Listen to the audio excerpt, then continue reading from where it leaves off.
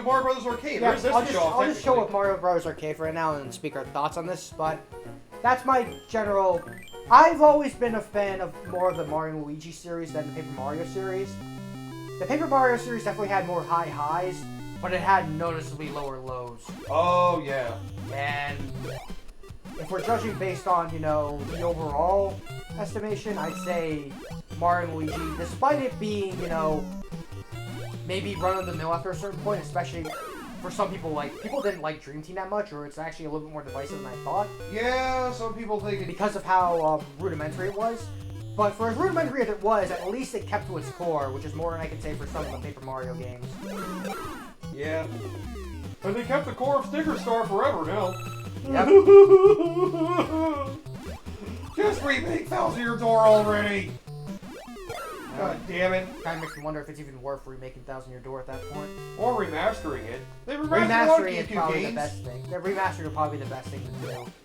Because remaking something like, I guess I also was, like I talked to you earlier about this, how I was watching a video that was basically debating on what game deserves the right to actually get a remake or whatever. Right. Sonic the Hedgehog 2006. Probably the biggest one. And I was talking about, because I was recently playing, Resident Evil Remake, and I'm enjoying Resident Evil 4 Remake a lot. It's just that I know for some people it's like, why would Resident Evil 4 need to be the one to get the remake? Yeah. And it's just, because Capcom has gotten so big, it's just kind of like what would... That's a different conversation that I'll have later on at some point, so I'll just leave it at that. But that's a debate we'll discuss on. You'd hold me to run, by the way. It's fair to let you know that. Yeah. I don't think I ever did that in a long time. Either that or I might have forgotten. Got classic Mario controls. It was that way since the NES version. But yeah, you rarely do this. You wouldn't know. But yeah, I'm trying to think about anything else I might have missed in terms of... Let's see.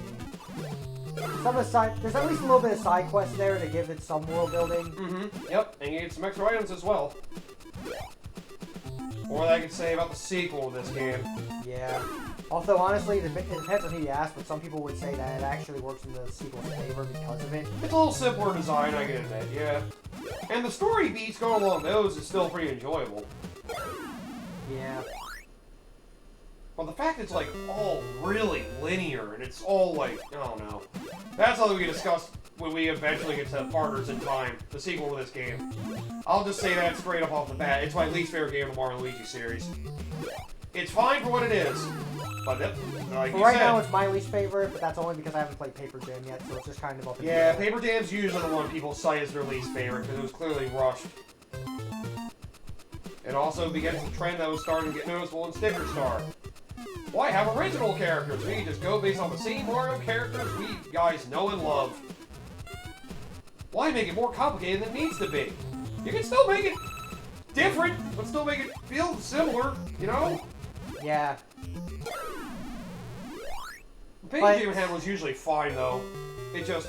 And again, that was also Alpha Dream and, their games. They haven't really been influenced by what happened to Paper Mario eventually. So they were still at their core RPGs at the very least. Mm-hmm. Yep. And we really only learned about that until... We didn't really know about that for sure until freaking Paper Mario Origami came. Yeah. Where they made it pretty obvious that the developers aren't allowed to make a lot of alterations to existing Mario characters anymore. Which is pretty fucking dumb, but... Yeah, I mean, I get they're trying to keep the series, simple to understand for a lot of younger players, but... The reason the later games or the earlier games were so memorable were because you friggin' decided to take a different twist. Yeah, it's like, just because you want to keep it memorable doesn't mean you have to, sit here and actively, Yeah.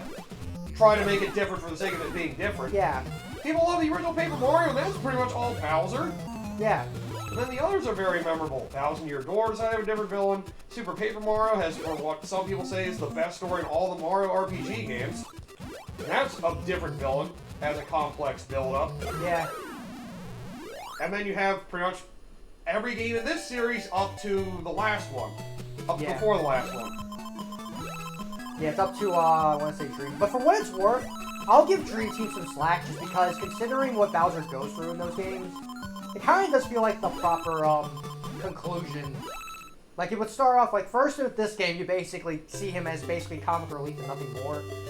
Yep. Second game, he's kind of under the influence of something else. Third game was probably him at his peak, but I do like him in Dream Team just because it just feels like an appropriate place for him to be after everything that he's gone through in Dream Team. Yep. He's like, it's like, you know, I have been through this ringer enough to know when I'm getting screwed over. I'm not gonna let it start. I'm not gonna give you that chance. Yep. Yep. The other thing I really love about the Mario Luigi series, especially once you get later on, the character building for Bowser, like, Bowser's character as a whole is probably at his best in the Mario Luigi series. Yeah. Like, you actually get to see, like, the way the minions respect him and all that. And, like, how they're willing to do what they can for him despite the constant failures. And the questioning of some of the mechanics that he makes him go through. Yeah.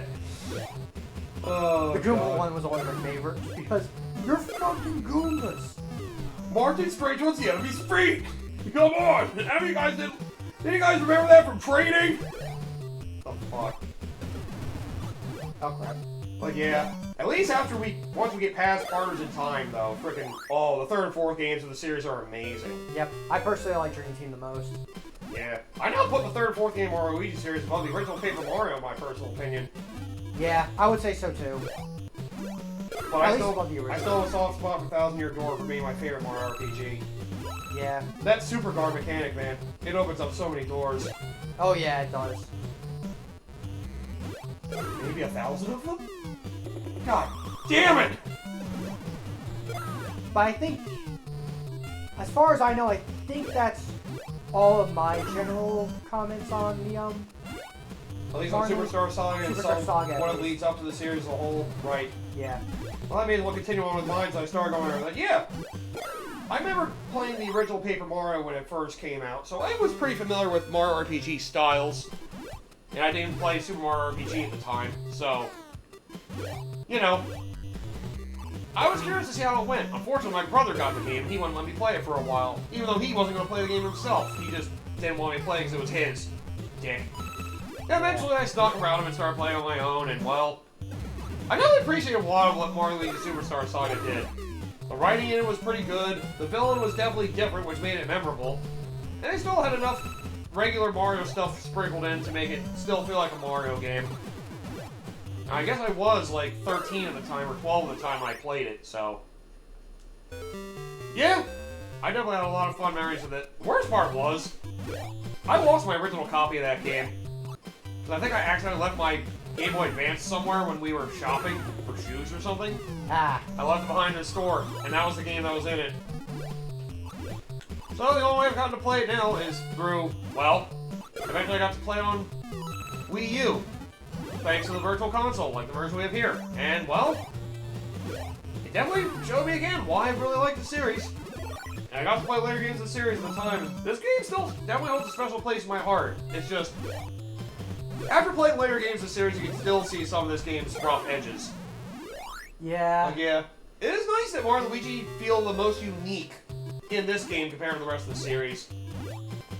But that's also where some of the rough edges come in, with some of the controls getting a little weird, like having to swap their positions, and... Yeah, the A and B being awkwardly, I'm so glad the 3DS entries introduced the button that lets you just jump with both of them at the same time. Yeah. Because that was annoying. You would have thought they'd do that as soon as the friggin' second game came out, but there is an interesting history of the development of the second game. It was like one of the first games being developed for the DS. That would explain a lot, actually. Yeah, like how there's no touchscreen interface. For pretty much anything but except one moment. Then it has to be more because they knew what the DS was going to look like. They just weren't aware the second screen was going to be a touchscreen. That's why there's almost no touchscreen stuff at all in that game. But yeah, regardless, I definitely have a soft spot for Mario Luigi Superstar Saga, but in regards to, like, overall Mario RPGs for me, it is, like, right around the middle. Yeah, that's a pretty good place to put it. Because it set a great standard for the rest of the series to follow, but at the same time, it just doesn't, ooh, nice, live up to the heights that the later games do. But it sets an amazing foundation. Yeah. But that, yeah, like I said, it being around the middle is basically a compliment to the Mario Luigi series in general. Yep. Because you could argue for most of their games just that, Fuck! Finally died. Oh, another thing you might not know. If you hold down and crouch for a while, eventually he'll start flashing and he can get like a super jump. Well, that was unfortunate. And so it took me the longest time to realize the origin of the fucking revival platforms in Smash Brothers. You have to hold still. You have to be standing still when you do the jump, though, to do the super jump. It's based off of, because this was... Oh, for those of you that don't know, this, remaster of Mario Brothers Arcade was made when Super Mario Advance was. It was based off the Super Mario Advance engine, so the controls of Mario are basically like from him in Super Mario Brothers 2, US. That crouch jump, by the way, was a maneuver from Mario 2 USA. That's why he has it. Ooh, triple, nice. But yeah, this is endless, by the way, so we can just keep doing it until we run out of lives. Yeah, we can just keep talking, and then once I die or whatever, yep, we'll figure something out. But yeah. In regards to games in this series, I put above it, pretty obvious, the third and fourth games, Bowser's Inside Story and Dream Team. Because those two games have perfected what a lot of the formula was. Yeah. Paper Jam, while it still has some good things that Dream Team brought along, that has other problems. And, well, it's noticeable once you realize the development was rushed. God damn it! A lot of those stalactites. Yep. Let me think. Oh yeah, Partners in Time, because, well, it's very bare bones. We get to that, we eventually get to that game. Which we're probably not going to do that immediately, God no. Yep. It would be a shorter experience, though, simpler to get through. It'd be easier to get through, which probably would be... It's probably the easiest Mario Luigi game as well. Yeah, there's a lot of ways to easily exploit that game, which maybe some people might prefer that because of how much there is to exploit with it. Yeah, part of me wonders if that game was rushed. It did come out like... It came out less than a year after the DS was a thing. I wouldn't be surprised. Then again... You'd be surprised about some of the development histories for some of our favorite games, and even some of the, I'll say, Xenoblade Chronicles 2 came fucking like 6 months after the Switch came out. Yeah. And other than some early stability issues, that game held up pretty well. And Xenoblade Chronicles 3 shows that have to actually a lot more time to hardware. They definitely stabilized it a lot more. Yeah, Xenoblade 3 is basically what happened when they finally, were able to put their full best foot forward. Yep. And again, there's a Nintendo developer that's not Nintendo themselves I have full faith in right now. It's Monolith. Yeah. Because they help with so many games at this point. Can't wait till you can play Tears of the Kingdom. Don't know how to feel about that game. I will say I'm a little more intrigued over the last trailer. Ganondorf's actually back. And they show things that looks like there might be more actual legitimate dungeons. I want to wait and see, just because... I mean, I wouldn't bother. I will be the guinea pig for you and Coda, so we can tell you guys if it is worth playing or not. I'll save you guys the trouble. Yeah. Then again, apparently that game was originally supposed to be seen as like a development as DLC for Breath of the Wild and expanded into more. Another Galaxy 2 situation. Who knows? Maybe it'll be like Galaxy 2. I'll prefer it. Oh god, those stalactites, yeah, they get a lot more frequent in the later stages. And you do have to continue if you wish to keep going from the stage you're on. Let's me a minute to see how far I get. Yep. But yeah. Well, immediate death. I can go much further. Watch this. Burn! But yeah, I do love the style that Mario Luigi Superstar Saga has. They're giving a lot of personality. Like, I will say that these games definitely get more personality than the Paper Mario games do. Yeah. It's definitely a lot more noticeable in the later games as well. For Paper Mario games, I feel like I might like the gameplay in the first two Paper Mario games better. I don't know, I just feel like the combat system from the first two Paper Mario games is really good, but... The combat system in Thousand Year Door is probably one of the best things ever. Yep, refining the original Paper Mario and that Super Guard system. Not to mention the freaking actual star power thing being better! Then again, that is also something I'll give Mario and Luigi as well. Whereas with Paper Mario, you kind of almost have no choice but to take damage, and, you know, Super Guard was introduced in Thousand Year Door. With Mario and Luigi Superstar Saga, they introduced a mechanic that's basically, if you're good enough, you don't really have to upgrade your health or defense, because you can basically just dodge everything. You go to the whole game without taking damage, as long as you're smart. Yep. which is something that I actually like about Mario Luigi as well over Paper Mario. Yeah, because you basically, because like you don't have to sit there and take the damage. If you know what you're doing, you can basically just mitigate or not take any damage at all in any fight. And that's what allows for a lot of different customization to you. Like you're freaking basically going full power. Yep. Who needs defense? You can dodge everything. Just go full force. Yep. And this is the only game in the series where speed probably matters. So you probably don't even need to worry about speed in the later games. In later games, it doesn't matter as much. You only need the speed so you can overcome Cackleta's first attack. Yep. If your speed was too low, which I noticed Luigi wasn't fast enough, Mario was. I think the speed you want is 140. I was at 137. No, maybe it's 130 or 120. I don't know. Either way, yeah, Luigi was not fast enough. Mario was. So you barely hit that threshold. That is definitely a memorable thing, though. You get to that boss at 1 HP for both of them, and then you die. You're just like, fuck! Yep, we both experienced that pain. They get 1 HP. They get their 1 HP, and no, not enough speed. Die the fucking the circling flames. That was usually where I died. But yeah, Cackleta for me is very memorable and awful. Well, you actually get to see more of him later in the series, believe it or not. You'll see when we get there. Yep, next game. Technically. Oh yeah, I'm trying to remember because it's been a while. I don't remember much of that. Of Partners in Time. He is there. His role is small, but he is there. Yeah. Then again, Partners in Time I've only played once compared to the other one, so. And again, that's the only one in the series that one playthrough is probably enough. Yeah. Then again, Dream Team's the only one where you might need 2 playthroughs if you really want to challenge yourself. I mean, I did do it hard mode last time. Oh, hard mode, Bowser Jr. Hard mode, Dreamy Bowser. Oh god. I remember that battle took me a half hour. You have to remember how I play. The healing! Because I basically used the special badge that amps up the power. I know the duplex crown in the last battle with Dreamy Bowser and hard mode took me over a half hour. So, you'll never fucking get... Well, there's something I do have a criticism for Dream Team, but I can save that for when we get the Dream Team. Yeah, we got a good while from there. Goddamn gyroscope, amongst other things. Actually, the gyroscope wasn't the biggest thing that bugged me too much, although it did bug me. Some of the attacks were annoying with it. Mainly the drop chopper. And the slingshot.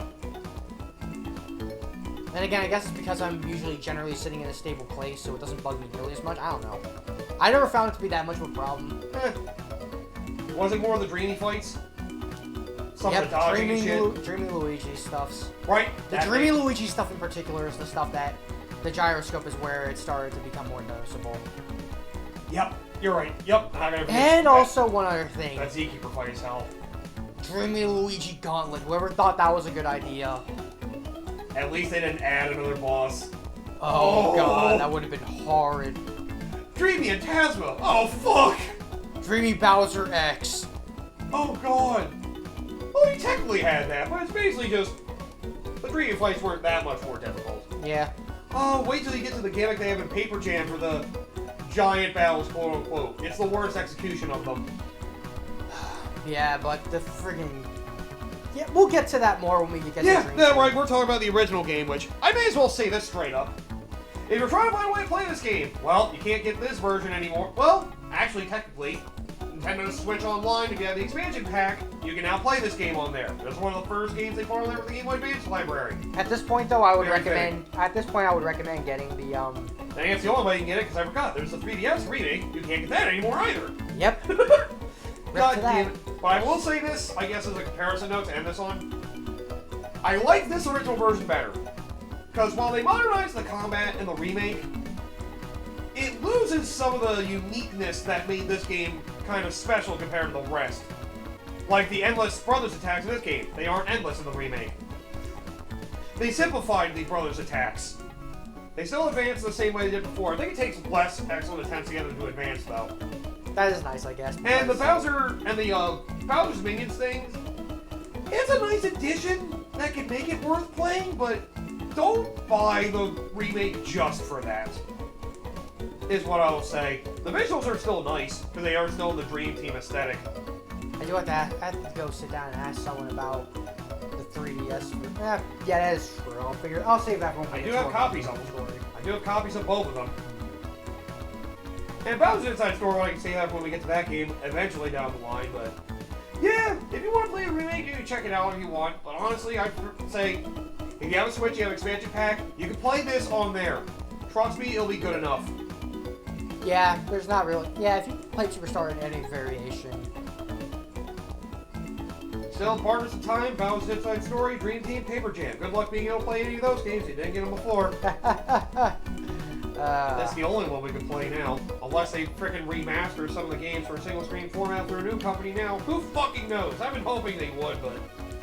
Honestly, if there was ever games that probably needed to show up on Switch, these Mario and Luigi games are probably the best ones to do it. I still have my hope that maybe the Switch 2 will allow some interactivity on the previous Switch so you can do some weird DS rollback somehow. Maybe through that somehow. Yeah, we're just hypothesizing for right now. We're hoping, because this is a series I definitely would love to honestly, come back Mario and Luigi, like, for as much, here, someone might want to give me grief because I didn't buy, Mario and Luigi, the Bowser's Inside Story or the Superstar Saga remakes, and I understand Alvin Dream was probably in a bad place because these games were only ever on the DS, and there's always been this huge division between people on consoles and handheld systems, and as a result, there's a lot of great games on those handheld systems that, kind of left to the wayside. I mean, if I want to bring up my Mega Man special, stuff like the Zero and ZX games, the Battle Network games. Zero 3 is arguably the best Mega Man game for some people. Yep, for me, at least, anyway. Or at least it's one of them, but, it's up there for me, definitely. Along with X1, X4, Mega Man 3. Yeah. X2, X4, Mega Man 3, excuse me. Yeah, X4. X1's still good, though. X1 is still good. Four figure. Yeah, handheld has a lot. Just remember, Bowser's Inside Story was the best-selling Mario RPG ever. Second is Origami King. And Original Paper Mario, I think, is at like 3 mil. Yeah. What was it? Original Paper Mario was at 3 mil. Origami King, I think, was at like 3.5, 4 mil. Bowser's Inside Story is at 6. The highest of any other Mario Luigi game, I think, was Dream Team at like 2 mil. Actually, Superstar Saga might be around 2 as well. We can always look up the numbers. Yeah, but... yeah, this is an RPG series that is going to be hard for people to get into nowadays, but it's a good one. Yeah. And unfortunately, the last true Mario RPG we've had was Paper Jam, which released in like 2015. It's depressing to think about it like that. It's been almost 10 years since a true Mario RPG. Origami King was good. What about rabbits? I can see that's more a Rabbids game. And it's a different style, but Strategy RPG was a nice approach. I like it more than Fire Emblem games, if that's weird enough to think There's about. something about the execution of those games that gives it a little bit more... I'm trying to find the word for it. Yeah, it's just sometimes they can get a little much. That's why I still get to finish Sparks of Hope. I keep playing it for a while, and then some of the dialogue just bothers me. I'm just like, I'll come back to it later. Is it the humor or whatever? Sometimes. More so the rabbits. Yeah, the rabbits are just kind of like the video game. I'm still turned off by the fact that the characters have voice clips, but Beepo, the assistant of the previous game, has full voice dialogue. Only him and the other assistant he has have full voice dialogue. Nobody else. Such a weird choice. Guess maybe we were running on a limited budget. And his dialogue's kind of annoying too. Yeah. But I'll probably get back to that once the Rayman thing comes around. Alright, we've been sitting here for long enough, but yep. If you haven't played this Mario RPG game, if you need to get into Mario RPGs, this is a great place to start. Yeah, this is my starting point, so I'd say it's a great place to start. I still think the ideal starting point for Mario RPGs, the original Paper Mario, is extremely simple in its design. But this is also a great place to start. Yep. For the beginning of what was a great and decently running Mario RPG series.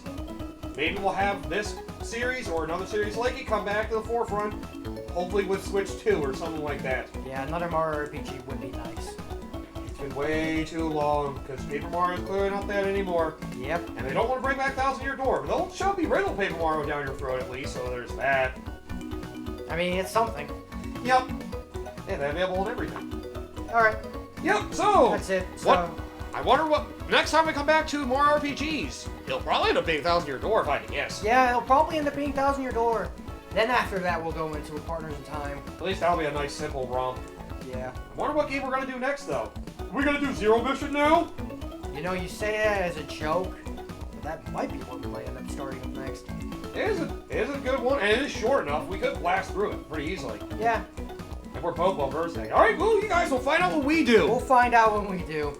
You'll know when we see it, so later, people. Yep, see ya!